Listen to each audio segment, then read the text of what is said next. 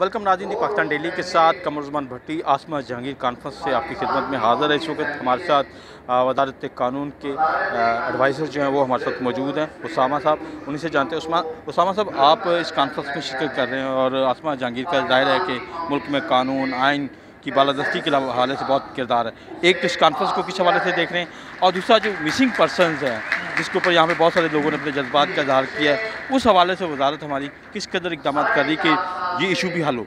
बिल्कुल शुक्रिया भट्टी साहब। सबसे पहले तो ये कि आपने आसमा जहांगीर कॉन्फ्रेंस के बारे में पूछा है मुझसे, तो ये कॉन्फ्रेंस मेरे लिए एज़ अ पर्सन बड़ी स्पेशल है, क्योंकि आसमा जहांगीर साहिबा मेरी उस्ताद भी थी, मेरी मेंटोर भी थी, और मैं उनकी वफ़ात तक उनके साथ मुझे काम करने का मौका मिला एज़ अ सीनियर एसोसिएट।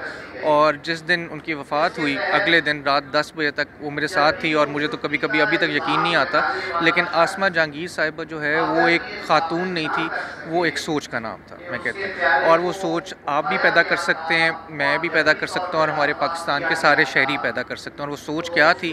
वो सोच ये थी कि पाकिस्तान में हमारे मुल्क भर में जो पिसा हुआ तबका है, जिसमें माइनॉरिटीज़ हैं, ख़वातीन हैं, बच्चे हैं, उनके हकूक़ की आवाज़ उठानी, जिनके लिए कोई नहीं आवाज़ उठाता था। वहाँ पे आप देखते थे कि आसमा जहांगीर साहिबा की आवाज़ सबसे ऊंची होती थी, बेशक वो अकेली आवाज़ होती थी। तो ये जो कॉन्फ्रेंस का सिलसिला है उनकी याद में, वो आपने देख ही लिया, जो जोश और वलवला, इतना टाइम हो गया लेकिन अभी भी जोश और वलवला वैसे का वैसा ही है। और बीबी का जो खला वो छोड़ के गई हैं, वो अभी तक इतना बड़ा खला छोड़ के गई हैं कि अभी तक पूर्ण नहीं हो सका, लेकिन मुझे उम्मीद है कि हम जैसे आने वाले जो यंगस्टर्स हैं वो इंशाल्लाह इस खला को पूरा करेंगे। और रही बात आपके जो मिसिंग पर्सनस का आपने पूछा है मुझसे, तो मिसिंग पर्सनस हमारे पूरे मुल्क का मसला है, और इसमें मैं इस हुकूमत की काविशों को सराहता हूँ, और हमारी ministry of law and justice की भी जो काविशें हैं कि बिल जो है मिसिंग पर्सनस को क्रिमिनलाइज करने का, इनको कि ये जो जबरी गुमशुदगी है इसको कानून इसके बारे में बनाने का कि ये क्राइम है, ठीक है, और ऐसा नहीं होना चाहिए, क्योंकि जब कानून होगा तो फिर उसकी इम्प्लीमेंटेशन करना ज़्यादा आसान होगी।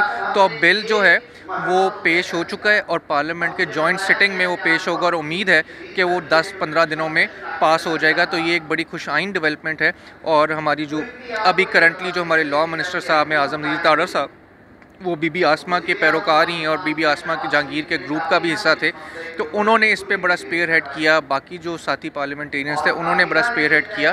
तो इसको अब मंतकी अंजाम तक इंशाल्लाह 10-15 दिनों में ये आप इसको कानून की शक्ल में देखेंगे।